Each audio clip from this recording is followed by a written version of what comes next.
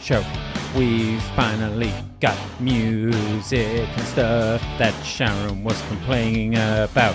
Welcome to the show. Oh my God, it's fading out. And welcome.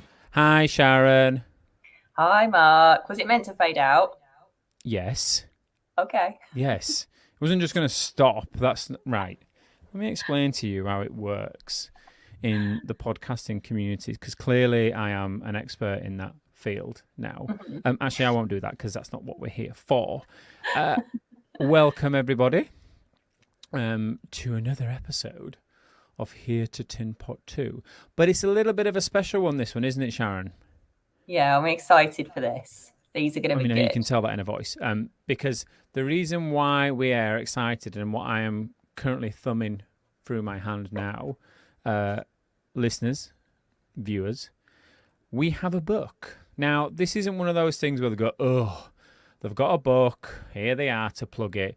I actually think that this is quite a unique book. So as we've said before in the past, we've got our own companies, MKL Innovation, MKL CX. CX is all about customer experience, humanizing tech. We're not going to go into all the corporate BS because that's not what these podcasts are about. But when we wrote this book, and I'll hold it up to the camera so people can see, and for listeners, it's called You Are Sexy and We Know It. CX'y. When we wrote this book, we wrote it from a couple of point of views because we kicked around this idea for so long, didn't we, Sharon, around? We wanted a book. We had a lot of stuff to say. We got a load of cool stories. But God forbid did we not want it to be another boring corporate how-to book. And from what we've seen in the reviews and people that have met us in person have said that the book is a breath of fresh air, if I can quote some people, and say that it's very funny. There's a lot of funny limericks in it, but there's a lot of key takeaways as well. So what we decided to do, because people ask us questions about this all the time, and we just think it's good to talk about it because we believe that the messages in here are really powerful, but they're quite funny as well. We're going to do a 10-part mini-series within the Here to Tinpot 2 podcast. So the way that's going to work, and bear with me, because we've debated this back and forth, and finally I won a debate actually with Sharon, which was quite refreshing. So the way that's going to work is there are a number of chapters in this book, as you can imagine, and there are quite a lot of chapters. I can't even remember how many chapters we've got, Sharon, but I'm just looking through now. 80. Probably what we should have done is put how many? 80. 80 chapters. So we had to pick 10 of that 80, and we have picked 5 each. And what we're going to do is we're going to do a little bit of a audio book version of this. Now, for those of you out there who have read David Goggins' book, Can't Hurt Me, unbelievable book, fantastic book, life-changing book. And if you haven't read it. Obviously, I'm very well versed because I can speak clear English. Now, if you've also listened to the audio version of that book, there's a very interesting thing that David Goggins does. And I can be so bold to say we're basically going to copy that methodology because I think it works really well, is he will have someone who helped him write the book voice the chapter. So it isn't David Goggins voicing the chapter per self in terms of the words. But at the end of that chapter, he will add his flavour to it. So what you get in there is you're getting the main meal in the chapter, and he'll come in and go, let me add a little bit of spice, and he'll salt bay it. Look at that. Put a bit of salt bay on it. He'll come and do that. So we're going to do something similar here. So, as I said, 10 chapters, 5 each. Sharon's going to go first. Sharon's brave enough to have volunteered first. Viewers, if you're seeing this, or you can tell by Sharon's face that she's very happy to be going first. Now, the chapters are structured in quite a unique way for this book. So there's a number of ways that the chapter is structured. So at the start of the chapter, we have a key takeaway. And then we have something called an MKLism, a main body, and then a call to action. And the reason why we did those is it was depending on your timing. So if you're just about to run into a meeting and you want to learn something specific about CX, but you've only got like 30 seconds, you'll just flip to the key takeaway and it will give you that instantaneous bit of information that you can go, right, yeah, I need to remember I get that killer line. But also, if you've got a little bit of time and you want to have a bit of fun, you want to laugh, you want to read a funny story, many of the capers that myself, John and Sharon have been up to over the years, something that will make you smile. We have what's known as an MKLism, obviously creative title writing there, but the MKLism is just that. It's very much our spin on that specific topic, but with a little bit of pep, should I say. Again, another bit of salt bane. And then you have the main body. Now, the main body is where you get into the detail. So this is Sharon, for example, the one that Sharon's going to talk about. This is where she flexes her muscles, her CX muscles, to really give you that key piece of information and what you need to learn and actually put into practice here. So you've had the quick takeaway, you've had the little bit of a fun to warm you up to the chapter. Now you're getting into the meat of it. Now you're going to eat your sandwich. And then the call to action bit at the end is very much just that. It is a call to action. So you've read all this stuff. Great. Now what do I need to do with it? Well, then you need to do this. But as I said, Sharon's going to read the chapter as it is wrote in the book. And then what we're going to do once Sharon has read that chapter is we're going to discuss it. But this is supposed to be a little bit of fun as well. So no doubt over the course of this 10-part series, more so me than Sharon, I'll forget what I've wrote down even though I'm reading the words in front of me, and I'll make some mistakes, which is why I've got my book here like an altar boy, hoping to do a good job. But Sharon's chapter is called Eat Your Own Dog Food. That's all I'm going to say about that. I'm going to hand over to Sharon. Sharon's going to give probably a 30-second intro to the chapter, and then she's going to go into the actual main body, or sorry, should I say the main chapter itself, and start reading. Yeah. So, Sharon, over to you. Yes. And the reason why I'm looking slightly apprehensive is because I recorded a voiceover for a video recently. And if you'd have heard the mess I made of certain bits of it for the vocals, you'll know why I'm a bit like, oh. Excellent. But I've got 4 pages. You've got what? I will do my very best to make it comprehensible. You do a great job. We're all waiting. There are some swear words in there. So, Mark, I don't know if you want to... Beep. Yes. Or maybe just... I'll just read the swear words. Who cares? I don't mind about it. I mean, it'd be funny to hear Sharon swear. But look, you've got to read it as it is wrote in the book. But there's asterisks in the book, so... Well, then do that then. Go yeet. All right. So eat your own dog food. Now, I've picked this out of all of the 80 chapters as one of the key chapters that I believe is a key principle for a customer experience CX. And it is something that we spent so much time in MKL CX and MKL on that we've actually created our own product on it. That's how much we believe in it. So I wanted to kick off by telling you, first of all, eat your own dog food. The concept of this is, and my son was asking me what this meant the other day, actually, so I got a chance to practice. But it's, if you are a dog food company, obviously you're not going to eat dog food very often. So how do you know that your product is any good? How do you know that it tastes right? It's not gritty. When you pour it into the bowl, it makes the right sounds. It smells good. It doesn't go off, anything like that. So the concept of eating your own dog food is basically shop your own shop. And I'll tell you a bit more about this as we go, but kind of just get that thought in your head of eating your own dog food is something that you probably don't do very often. And I cannot tell you the rewards that you can reap if you do it. This is how winners are made, as we like to say in MKL. So key takeaway for this one, shop your own shop. And if you can't, simulate. And I put that in capital letters, simulate, because there's no excuses here. We can always test it. So onto the MKLism, and I'll just say mine aren't quite as funny as Mark's. So look out for Mark's ones. Hey, this is supposed to be an audio read for read, word for word. No little ad libs. That's at the end. Just want to keep you on point, please, Sean. I will ad lib if I want to. Right. So previously, I worked for a retail chain, and I remember overhearing one of my senior colleagues say that they weren't the target demographic for our brand, and so they never shopped with us. I've got a bit of a limited poker face. I remember being a bit shocked at the way that they said it. It was incredibly smug and a bit snooty. It just made me want to hit him, if I'm honest. That moment really sharpened my focus. It's always made me wonder how you can make valid decisions that affect the future of a business, the employees, the customers, if you don't understand or actually experience your customer experience. Answer, you can't. I'm not just talking shop here, excuse the pun, but when did you last dine at your own restaurant, book into your own garage, or eat your own dog food?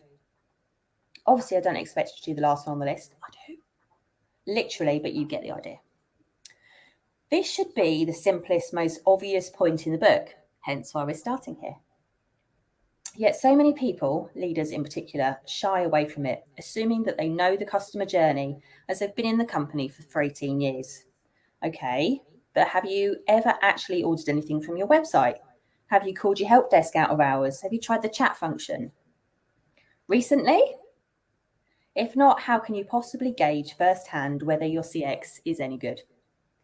Remember that the customer journey is often not linear. It's rarely linear. It can be unpredictable, mainly because there are so many channels and timing can be interesting. A customer may jump from an app to a phone call, to email, to eventually checking out online. And that's exactly what it looks like when I book an airline seat or a holiday. I'll shop around, I'll have a look, I'll flip from place to place. This is why it's important to know what your customers actually do rather than assuming that we know. So then we go into the main body. So when did you last shop your own shop? The why. Now I could list a million different reasons why we should test our own CX. Firstly, we get to rub elbows amongst our customers if it's a real life situation. And I so appreciate what that phrase means since the pandemic, real life situation. We see their body language as they queue, their expressions as they pay, or when they complain, when they clock our prices, or when they're greeted by our staff. But just as valid is when our customer-facing teams are remote from the customer. We're also able to feel the customer's joy and the discomfort just as they do. I can't tell you the volume of projects that have rocketed to the top of the funding list after a senior leader has spoken to a customer directly or had a family member complain or felt the customer's pain themselves. Suddenly, shit gets done. I did it. Naughty word alert, sorry. But that is a key point there. I'm going to stop for a minute.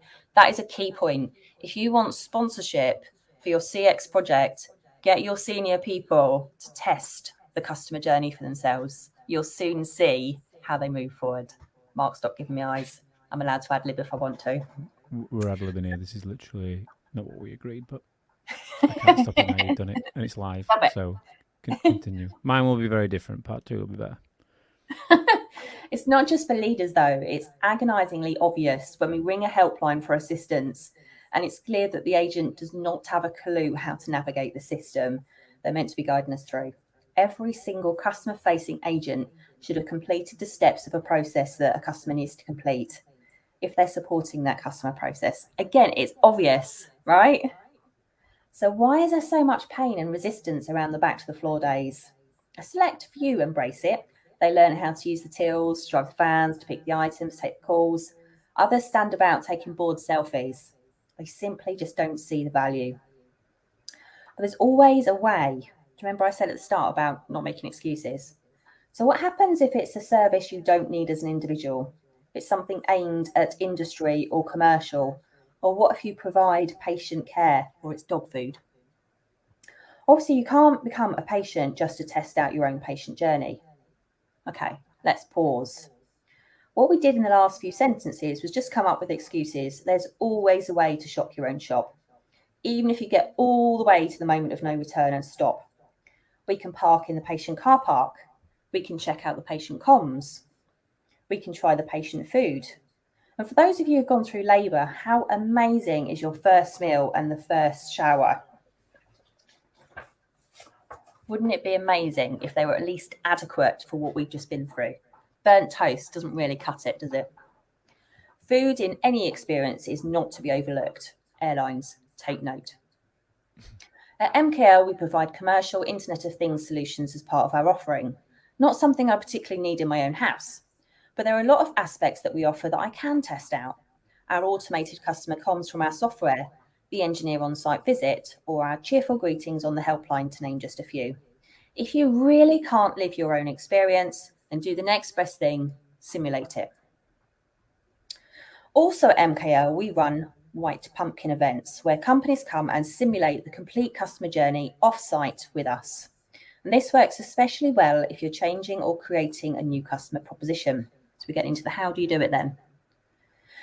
This works especially well if you're changing or creating a new customer proposition. Those delivering the service play out the interactions with basic props, least number of distractions as possible, so we can have a good, hard look at how everything runs and really put ourselves in the customer's shoes. When the leadership join in, rather than just observe, either as the customer or as the provider role, it works a million times better. Being off-site allows everyone to completely immerse themselves and clearly hear the customer voice. We journey map at the same time, video where it adds value, and then we watch the whole thing back with the map and ask what everyone learned and how they are going to simplify, add consistency, and increase delight. And those are 3 things that we talk about throughout the book. It's a valuable day out, but the key value comes afterwards. Our businesses live and die by the standard of their customer experiences. So after you've had a good sniff, kick the tires, taken our operation for a whirl, what we do next is vital. So, you've eaten your own dog food. If you love the taste, wow, congratulations. Now you need all of your team to eat it too, to become real advocates. We all know how much easier it is to sell a product if we believe in it. Customers can feel sincerity. So get your team touching, feeling, eating, if appropriate, your products and services. Make sure it's accessible to all of them. If that's free tickets or reservations or discounts, etc., then get it done. Protect it, keep it current. Ensure that decisions aren't made to the detriment of your customer experience. Keep checking back. Or maybe you've tasted the dog food and it wasn't so hot. Okay, so now we know. Now we can fix it. So what else can we do? We can go and have a good sniff about elsewhere. What's out there? What's that other airline doing? Why is that other hairdresser's always booked up for weeks when ours isn't? Why do people still go to that MOT place even though it's way shabbier than ours? Don't just read about them, go and see for yourself. Go and test their dog food. Ask your teams what amazing experiences have our teams felt in our sector that we don't do. Gemba walks, ask Google if you're not sure. Basically seeing your customer experience in situ. Go and do it. Eating your own dog food is not a one-off, it's a mindset. If we want to be leaders worth our salt, we need to be so invested in our offering that we really know it. We know what will impact it and how. Not to be too cringy, but we need to have our finger on the pulse of the customer-facing business, which means go and shop your shop. Call to action. So, tell me about your dog food. Is it the best it can be every time? Would you eat it? If not, you know what to do. Watch the process, feel the process, live the process. Book in an opportunity with your company to do this today. Well done. B+ on that, because there was some ad-libbing. So if I'm reading this book back, I'll go, oh, I didn't know there was a little bit of pepper in that chapter there. I mean, eating your own dog food, you just didn't eat your own dog food in regards to the instructions that we agreed prior to filming, but we can move past that. That was very good. I remember when I first joined, I think it was Whitbread at the time, the guys that own Premier Inn and did own Costa Coffee before they sold it to Coca-Cola. And I remember I went out for a day with a ROM, ROM, Regional Operations Manager. And I believe, if I can remember, the ROM's job was to look after the general managers of the site, basically operational leadership, making sure the sites were running well. There's a hierarchy structure, as you can imagine. But I remember going out with this ROM, and we went to 6 different restaurants. And in 6 different restaurants, he ordered, in every single one, he ordered at least 4 or 5 different dishes. So we'd go in, obviously people knew who he was. He'd go in, we'd find a table, and then sit down as if he was. It was all fake because I knew who he was, but the waiter or the waitress would come over to him, and then he would say, "I'll have the fish and chips, the mixed grill, the salmon, the pie and peas or whatever it was, and a dessert."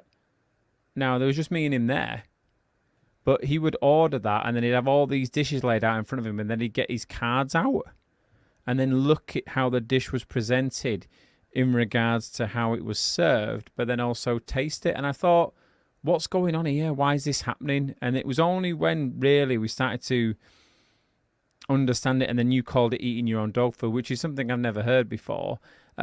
He was eating his own dog food, wasn't he? That's exactly what he was doing. And I like Whitbread did that really well, especially I remember Beefeater. So they always say that they're all about steak, aren't they? They're a steakhouse. I remember you might have done the same, Mark, working in the headquarters. They'd go, right, the team in the restaurant, they are testing out steaks today. They're going to put them through their paces, and they're going to try some of the dishes. You guys can go down as well. Try and make the steaks to the right spec, so whether they're medium well or whatever, and give them a try and see what they're like. And I remember that day really well, and it must have been, I don't know, easily 10 years ago. I remember tasting the steaks and thinking, oh, these were amazing. And I think part of that has made me such an advocate of the Beefeater. We were there yesterday. You got a loyalty card though, aren't you? Yeah, but that doesn't really drive me there. I think it's just, I feel really loyal to them because I've been part of the process of tasting it, responding to it. Yeah. But they call that back to the floor, don't they? In some businesses. But my experience with back to the floor. I mean, for those of you listening to this, in different countries, you might have it called back to the floor. You might call it something completely different. And what back to the floor means is you get people that work in the offices to go and work in the operation, usually for a day. And my experience would be that when that used to roll round, 90% of the people would moan about it and go, "Oh, that's not my job. I don't want to do that." And then you would get given a job, and what would happen is the operation would look and know that they had a load of people coming from the office, and they'd give them the worst job they could possibly give them. I remember, I mean, in some ways it did massively open my eyes. I worked in a KFC, and I wasn't behind the counter because I wasn't trusted enough to be behind the counter talking to customers because I didn't know what was going on. I was absolutely bewildered by it all. So I was in the kitchen, but even then I wasn't given the highest responsibility of looking after the chicken. Oh, no. The colonel didn't want to give me that. He said, you're going to be on the chips or the fries if you're in America. And what that basically consisted of was, bearing in mind, I had no preparation to go there. We were just told on the Monday that on Tuesday you're going back to the floor. What do I need to wear? I'm just wear what you got on now. And I had a shirt and some trousers on. So I turn up to a KFC in shirt and trousers.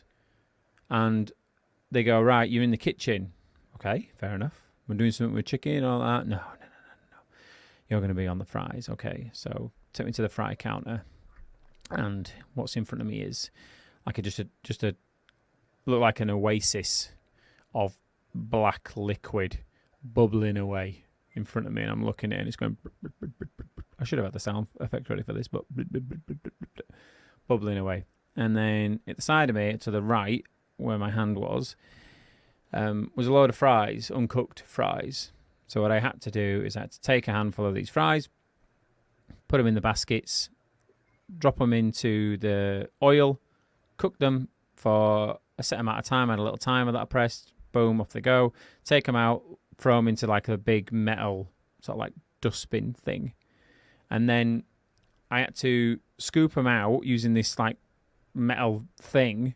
And that is harder than it looks. So those of you that work in that in the sort of areas, putting the fries into the cardboard containers, that is tricky to do. I was having a shocker.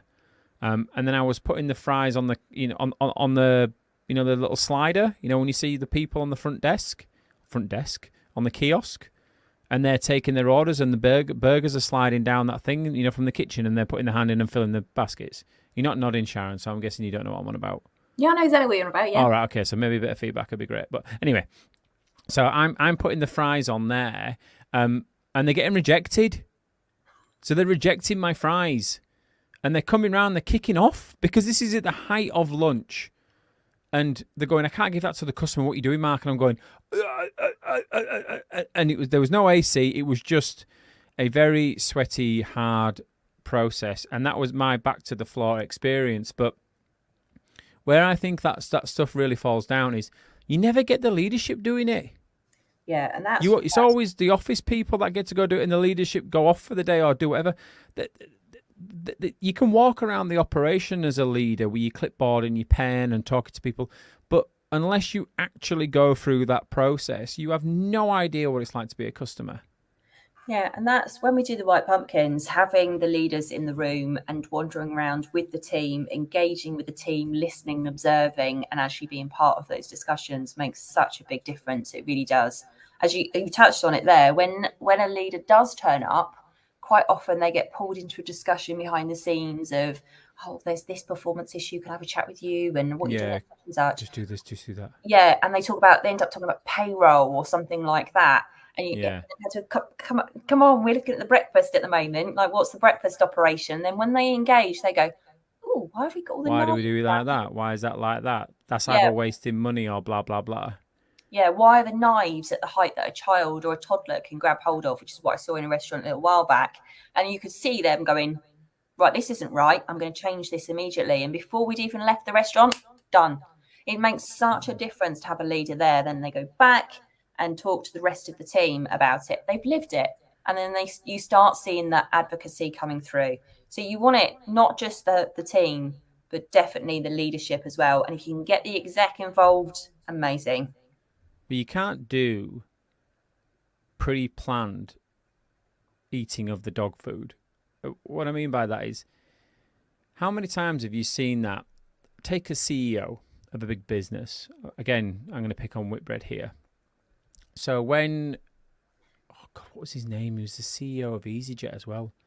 I don't want to say Alan Parker. I want to say, I can't remember the dude's name. He was before Alison Britton, the CEO now.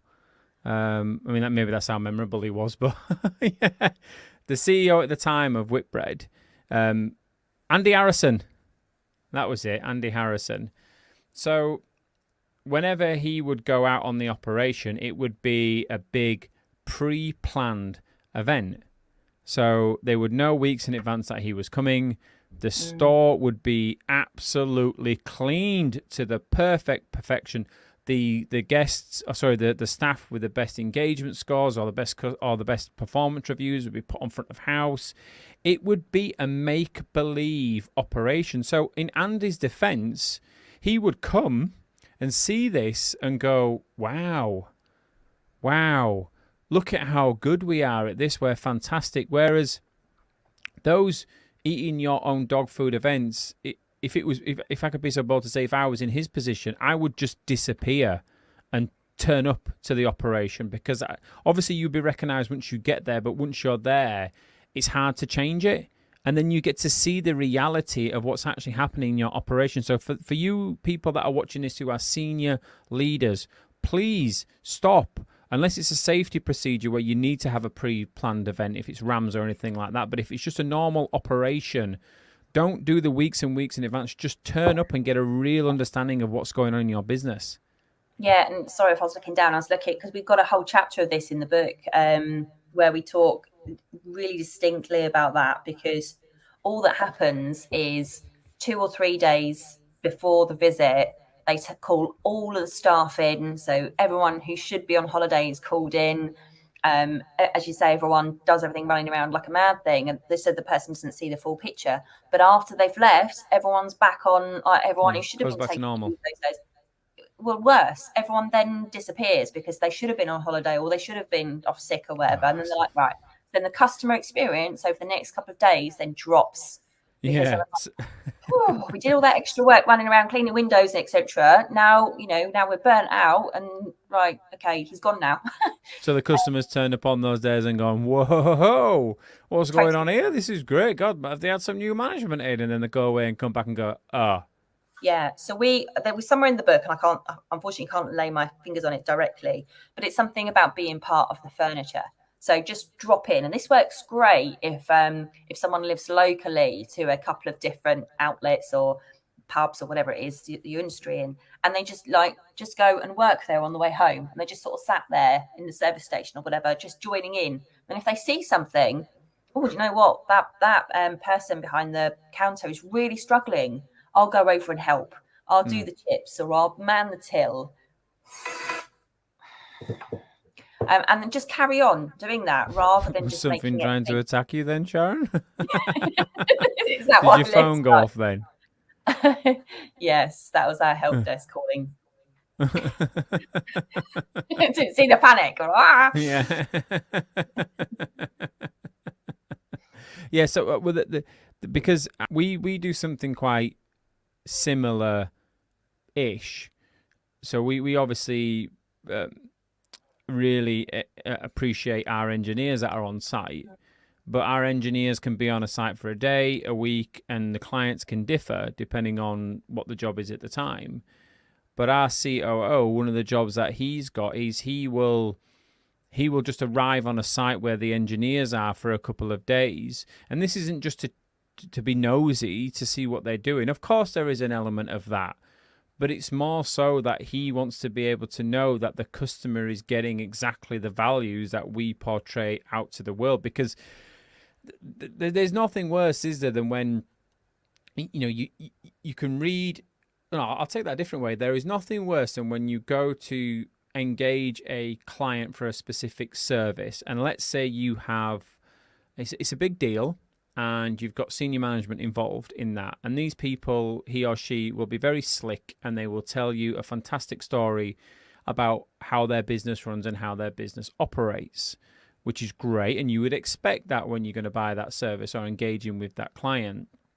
And then maybe then you've got someone who then does the finer details of the agreement. And again, it's a fantastic experience. You're absolutely loving it. But then where the rubber meets the road and you've got people on site actually delivering what you've bought, if those two are not aligned, then you feel like you've been missold. I mean, how many times have you in your corporate career, Sharon, have you ever engaged an external agency for something in the businesses you worked in, for marketing or whatever it might be? And I've said these words where I've specifically said, are you going to be the person working on my account? Because if you're not, I want to know who that person is. Because it's a very different experience. It is. Yeah, it really is. And that's because you get sold something. And quite often those people who are doing the selling are so far away from the end user. So they know the premise of what the product or service should be. They know how to sell it. But have they actually ever tried it? Have they ever actually, somebody will say, well, what's the support system? Is it 24/7? And they'll go, yeah. And you know full well that they don't really know and they've never tried it, but they're just saying the things that you want to hear. And that's why you can set expectations for a customer, and then the ops team who actually physically have to deliver this. That's why you have such a mismatch, and then you end up with bad CX. And this is for me why you need a CXO. And it's not a case of having a senior member of a board with a bolt on. I mean, we used to see that back in the day with sustainability or CSR. You'd have the chief operations officer and CSR director, same person, but one part of their job is the revenue generator and the other part of their job is the nice to have. And you've got 90% of their time being taken up being a COO and 10% of their time being a CSR director, and it would never really be taken seriously. Now, I know they were a figurehead and they were a board member, but having it as a doesn't really give it its credibility. And that for me is the same when it comes to customer experience. Until you start to see, I mean, you're seeing it now in some ways with younger companies. So ourselves, for example, Sharon, you're our CXO, and that will always be the way. That will just be a role that we will have in this business. And you see it as well with other startup businesses, even bigger businesses than ours, but younger businesses. But you look at more well-established organizations outside of the tech sector. If you look at FM, for example, the sector that we're very prominent in, you show me a CXO on any of those boards. And I don't mean someone who's got not a HR director and marketing or CSR or whatever it might be. Show me someone sat there who is accountable for CXO and for being a CXO. And Sharon, please explain to our listeners that there is a big difference, isn't there, between, well, I've got a customer services department and an actual board member CXO. Can you just bring that to life for us and just explain what that means? I mean, customer service is normally the recovery part. So when it goes wrong, that's when somebody then deals with your customer service team. You don't ever really want anyone to have to interact with your customer service team if all they do is recover the customer because they've had an issue. So customer services often gets confused with customer experience. Sometimes they're used interchangeably. So we just say that up front. Customer experience is the whole bit from researching your company to onboarding to experiencing everything, having whatever system or service or product, all the way to offboarding and leaving. If that's so that whole customer experience. So having a CXO or a board member who's completely accountable for the whole end to end and oversees it all, that's when you really get the magic, because it is your job to understand how it all fits together. And if there's something wrong over here, you know it's going to fit over there. It's going to hit over there as well and make a real issue. So having someone who's actually properly accountable, not looking at the stats and just going, right, this week we've got this many complaints, or great, we've only got one complaint this week that's coming through. It's not about that. It's looking at, you're basically the customer advocate, and your role is to make sure you've got customer centricity threaded all the way through the whole company, and it's the way you do things. And that means things like when you go and first meet a potential employee, you understand how they tick and how they think about customers and their customer empathy, right the way through to, okay, what does our marketing say? How easy is it to shop with us? What if I've got a problem? What happens then? Do I just get dropped? How difficult is it to read my bill? It's every single aspect of a corporate or a startup or the business. It could be a charity.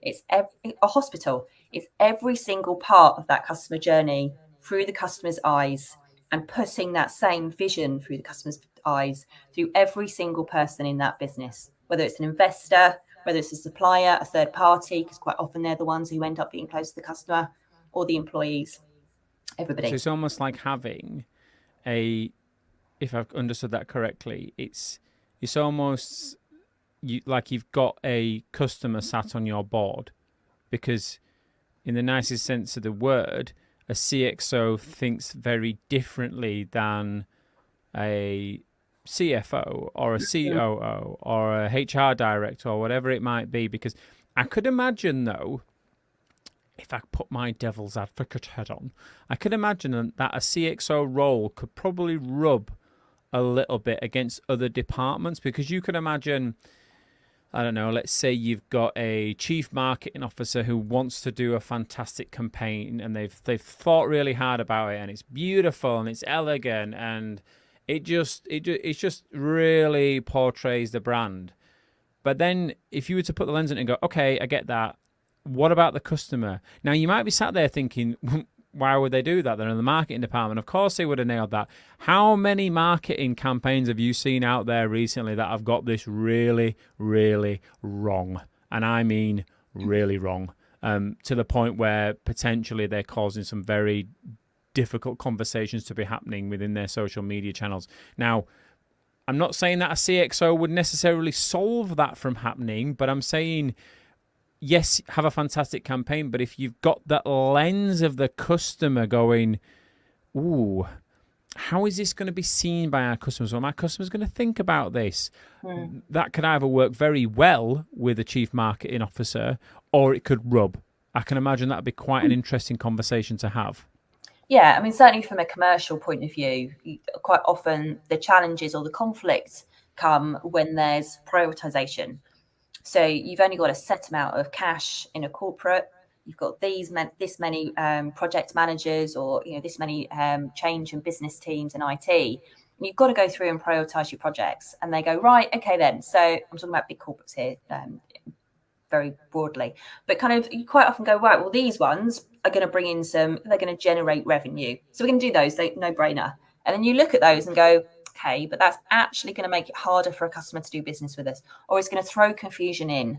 While we put in this fantastic new system over here, all we're doing is having two systems running at the same time, which means two till systems for a customer, for an employee to look up and serve our customers. How are we managing that? And they're like, yeah, but over time, over 5 years, the return on investment is blah, blah, blah, blah, blah. And they forget that actually there's such a knock-on effect.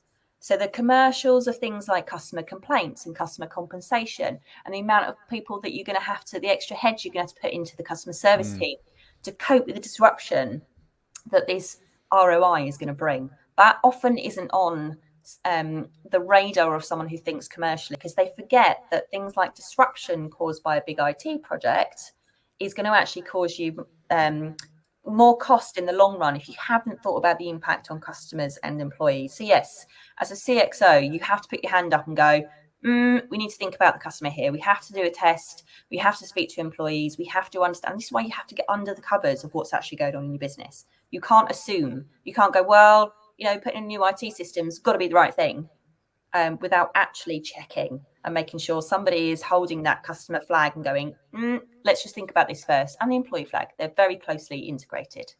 Well, yes. And then from a commercial point of view, sometimes you've got to make those hard decisions. But what if I'm hearing that right, what you're saying there is it's not a case of going, we're going to do this and it's going to generate revenue, but it's also going to have a knock-on effect for the customer. It could also be we're going to do this and we know it's going to have a knock-on effect for the customer, but these are our support mechanisms to make it so it's not a crash landing, it's just a bumpy landing as a result of that. But without that CXO position, you are looking at it from a ones and zeros point of view and going, well, either I'm going to generate revenue doing this or I'm going to save cash by doing this. But no one's saying, well, how is either of those decisions going to impact the customer both negatively and positively? Because I'm pretty sure as well, Sharon, you'll have companies that are doing campaigns or doing initiatives where the benefits for the customer can be fantastic, but the business is leaving them on the table because they're not explaining the benefits clearly enough or making the customer understand actually what value they could be got out of this specific initiative. Because again, without that role there to look at it from a customer point of view, you can be leaving cash on the table to generate more revenue for your business. Yeah, and quite often if you do have a very commercial business, the way to go with it is something like a Lean Six Sigma type of approach. Because if you go through all of the processes, certainly ones like customer complaint handling or billing, for instance, quite often you find there's lots of fat and waste in those processes.